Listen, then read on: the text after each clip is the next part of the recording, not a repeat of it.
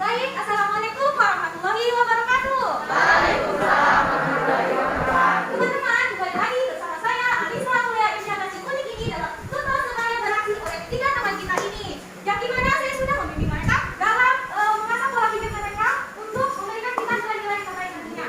Yang dimana saya akan memperlihatkan kepada kalian semua dan mempersembahkan kepada kalian semua hasil karya saya dalam mengasah pola pikir saya. Yang dimana dalam tutor sebaya beraksi ini yaitu genetika menggali ilmu sesuai karakter.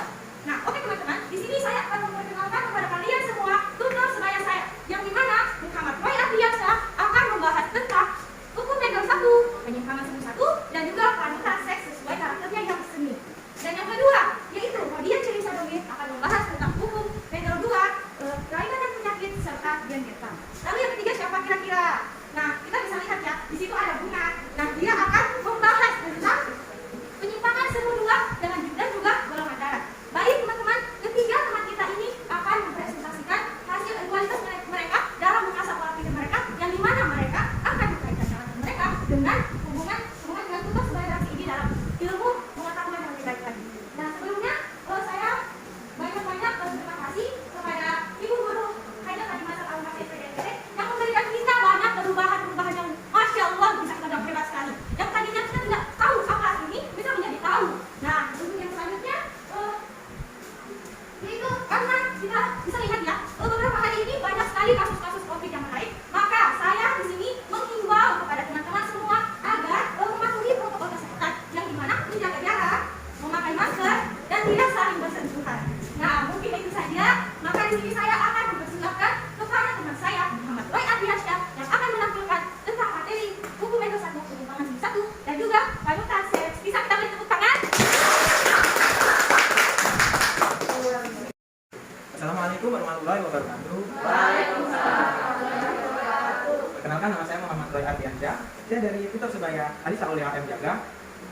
Nah, di sini saya akan menjelaskan tentang tiga materi, yaitu yang pertama hukum Mendel 1, lalu yang kedua penyimpangan semu 1, dan yang terakhir itu wanita seks. Nah, sebelum saya mulai menjelaskan, saya mau berterima kasih dulu kepada teman saya, tutor sebaya saya, yaitu Alisa Aulia M Jaga, yang telah membantu saya dan membimbing saya. Nah, kemudian juga saya mau berterima kasih kepada guru pembimbing, yaitu Bu Haji Fatimah Sarkasi. Nah teman-teman, langsung aja nih kita ke materinya ya.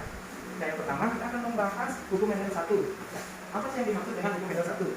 Jadi teman-teman, mungkin dari kalian ada yang belum tahu, mungkin ada yang tidak tahu juga apa itu hukum Mendel 1 ya. Jadi hukum Mendel 1 adalah suatu pemisahan alel secara bebas pada pembelahan meiosis dan pembentukan gamet. Nah, lalu yang kedua, bagaimana bunyi hukum Mendel 1? Oke, jadi setelah saya menjelaskan apa itu hukum Mendel 1, nah hukum Mendel 1 ini juga memiliki bunyi yang dimana bunyinya ketika berlangsung pembentukan gamet, dua gen secara bebas akan dipisahkan ke dalam dua sel gamet secara bebas. Lalu kemudian kapan hukum Mendel 1 ditemukan? Jadi teman-teman, hukum Mendel 1 ini ditemukan ini ditemukan oleh seorang biarawan dari Australia yang bernama Gregor Johann Mendel, yang dimana dia melakukan suatu percobaan untuk menemukan hukum Mendel 1 ini. Lalu yang berikutnya, kapan hukum Mendel 1 ini ditemukan? Jadi hukum Mendel 1 ini ditemukan oleh Gregor Johann Mendel pada tahun 1854 sampai 1856 ya. Lalu kemudian gimana awal mula cara menemukan hukum Mendel itu? Nah teman-teman, Gregor Johann Mendel ini menemukan hukum Mendel 1 saat dia melakukan sebuah percobaan pemisahan pada kacang kapri. Buat kalian yang belum tahu apa itu kacang kapri itu semacam kacang polong ya. Nah teman-teman, begitulah tadi penjelasan mengenai hukum Mendel 1. Nah sekarang kita akan beralih kepada materi kedua, yaitu penyimpangan semu 1. Jadi langsung saja kita ke dalam pembahasannya ya teman-teman. Nah, apa sih itu penyimpangan semu 1? Jadi teman-teman, penyimpangan semu 1 adalah peristiwa pelepasan makhluk hidup yang ditandai dengan perubahan fenotipnya. Nah, lalu siapa yang menemukan penyimpangan semu 1 itu? Jadi penyimpangan semu 1 ini ditemukan oleh orang yang bernama Gregor Johann Mendel. Lalu kapan sih penyimpangan semu 1 ini ditemukan? Nah teman-teman, penyimpangan semu 1 ini dilakukan pada saat Gregor Johann Mendel melakukan percobaan pelepasan meiosis pada tahun 1854 sampai 1856. Nah mungkin kalian bingung, kenapa penemu hukum semu 1 itu bisa sama dengan penemu hukum Mendel 1? Jadi sebenarnya penyimpangan semu 1 itu masih berkaitan dengan hukum Mendel 1, yaitu sama-sama membahas sebuah pelepasan ya. Jadi berikutnya apa yang dilakukan sehingga bisa menemukan penyimpangan semu 1? Jadi teman-teman, sama halnya dengan hukum Mendel 1, yang dimana Gregor Johann Mendel ini melakukan pemisahan pada kacang kapri ya. teman-teman, setelah kita membahas kedua materi tadi, yaitu hukum Mendel 1 dan penyimpangan semu 1, akhirnya kita sampai ke materi terakhir, maksudnya materi yang saya bahas terakhir, yaitu pautan seks. Nah, kita langsung aja ke dalam pembahasannya. Jadi pertama, apa yang dimaksud dengan pautan seks itu? Nah, teman-teman, mungkin dari kalian ada yang sudah tahu apa itu pautan seks, atau mungkin ada yang belum tahu. Mungkin saya akan menjelaskan saja. Jadi, pautan seks adalah suatu peristiwa ketergantungan gen atau suatu sifat pada kromosom seks. Nah, kemudian siapa yang menemukan pautan seks pertama kali? Oke, jadi penemu pautan seks ini ditemukan oleh dua orang ya teman-teman. Beda dengan penemuan pada materi tadi yang saya jelaskan, yaitu hukum Mendel 1 dan juga penyimpangan semu 1. Jadi mana penemunya itu hanya satu orang. Nah, pada pautan seks ini ada dua orang, yaitu William Benson dan Regina Bertunet. Kemudian apa yang dilakukan mereka berdua sehingga menemukan apa yang dinamakan itu pautan seks. Jadi teman-teman, mereka berdua melakukan pautan seks ini berawal dari sebuah percobaan persilangan pada bunga ya. Lalu terakhir, dan seperti apa pautan seks yang bisa ditemukan di sekitar kita. Nah, jadi tentunya ada banyak sekali teman-teman pautan seks yang ada di sekitar kita. Nah, di sini mungkin saya memberi contoh kucing karena saya sendiri suka kucing ya.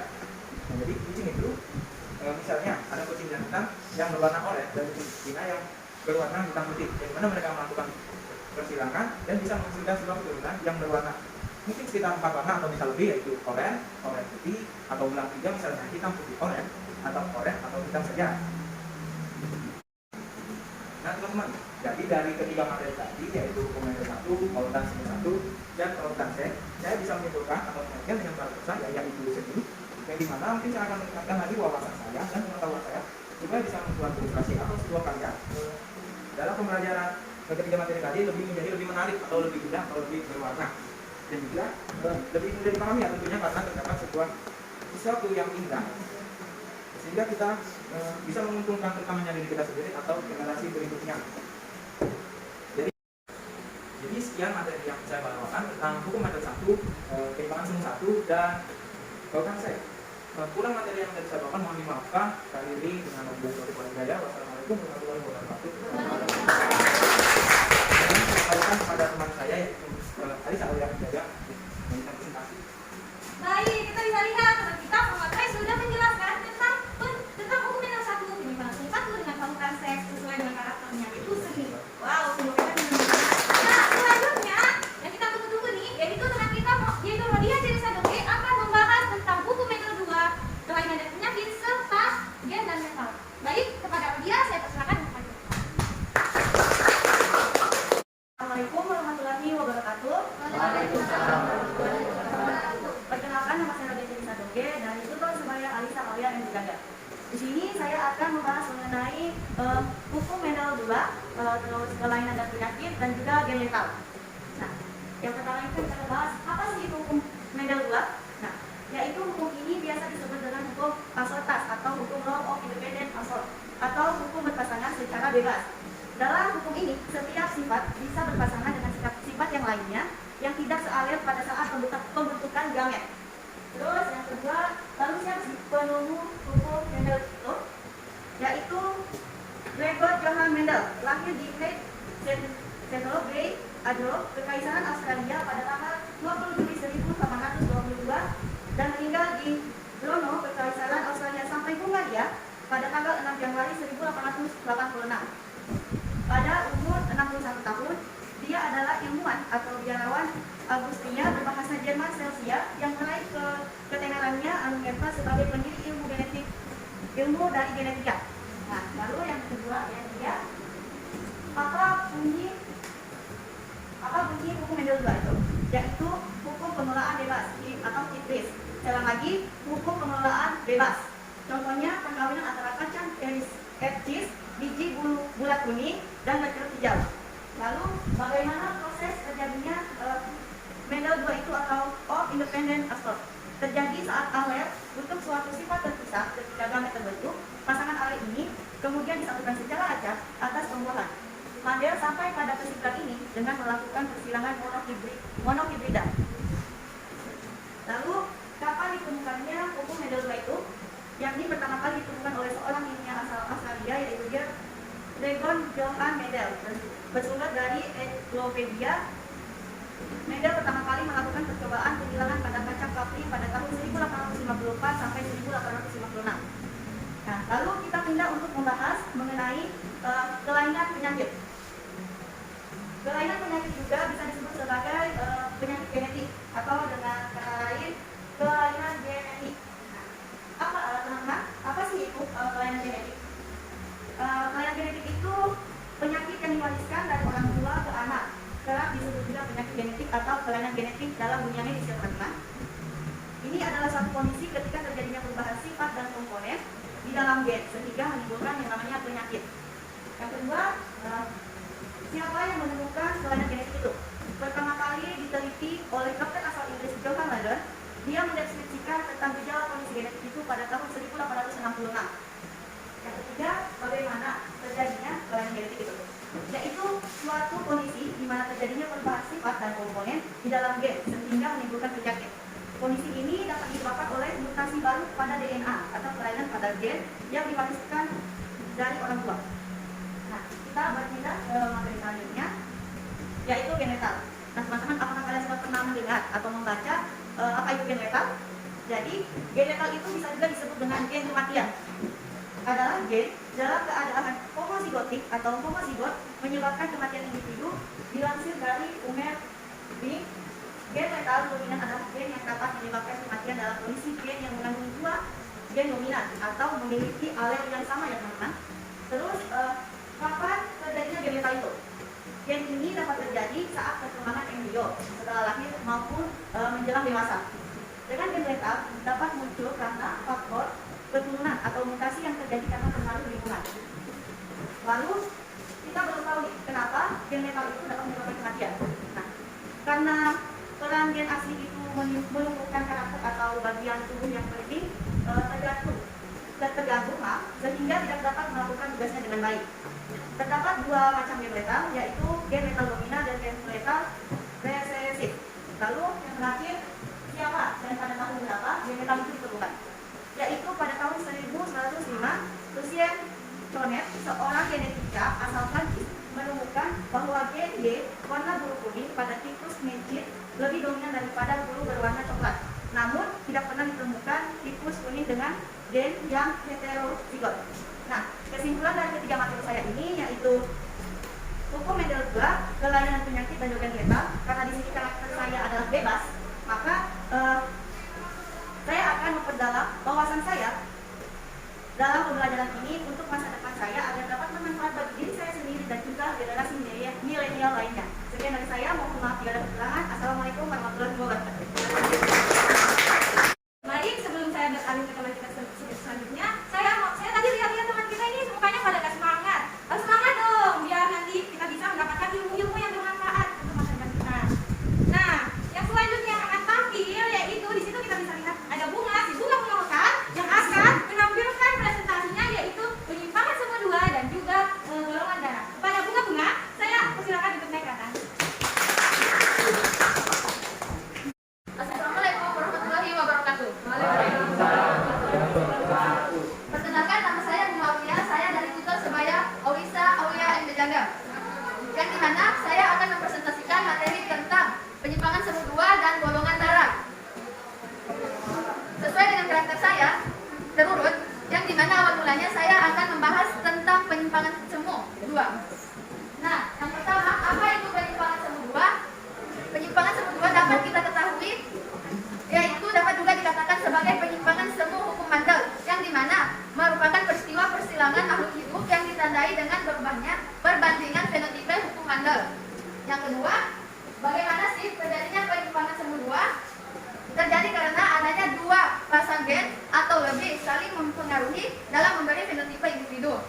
Nah, yang ketiga, siapa sih penemu penyimpangan semu 2? Yaitu ditemukan oleh Gregor Johann Mandel.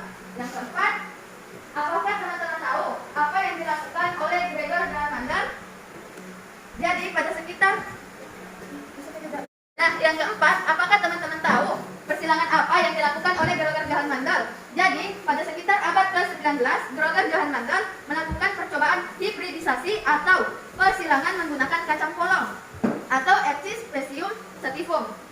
Nah, itulah tadi materi tentang penyimpangan semu 2. Materi selanjutnya yang akan saya bahas yaitu golongan darah. Nah, yang pertama, apa sih itu golongan darah? Golongan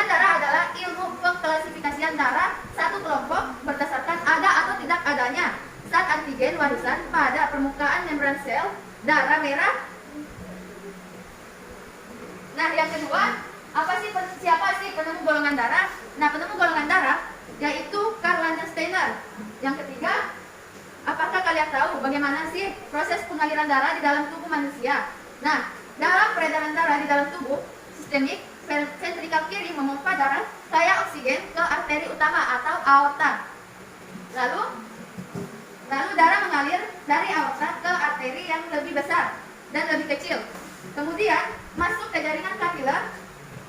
Selanjutnya di dalam jaringan kapiler, darah akan melepaskan nutrisi, oksigen, dan zat-zat penting lainnya.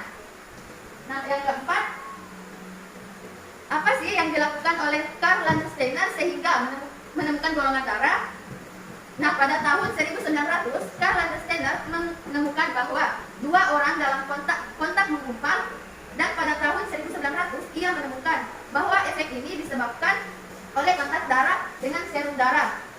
Akhirnya, ia berhasil mengidentifikasi 3 golongan darah. Yang pertama A, B, dan O, yang ia sebut C, darah manusia. Jadi, kesimpulan dari penyimpangan semu dan golongan darah adalah sesuai karakter saya terurut. Maka mungkin dari sini saya akan menambah wawasan saya dalam pola pikir saya secara terurut. Karena karakter saya terurut, maka saya akan mencari tahu satu persatu contohnya mulai dari penyimpangan semu sampai akhir penyimpangan semu. Walaupun saya belum seutuhnya menjelaskan 2 materi ini, akan tetapi saya akan mengembangkan ke depannya lagi agar bermanfaat bagi diri saya dan kemaslahatan umat manusia. Kami banyak mengucapkan terima kasih kepada guru pembimbing kami, Ibu Haji Fatimah Salawasi, SPD, MPD, yang telah mengarahkan kita untuk ke masa depan yang cerah. Nah, tidak lupa juga saya ucapkan banyak terima kasih kepada tutor saya yaitu Alisa Aulia MD Jagan yang telah membimbing kami dan mengarahkan kami dalam presentasi di depan ini. Sekian dari saya. Nah, teman-teman, itulah tadi presentasi dari tutor sebaya saya.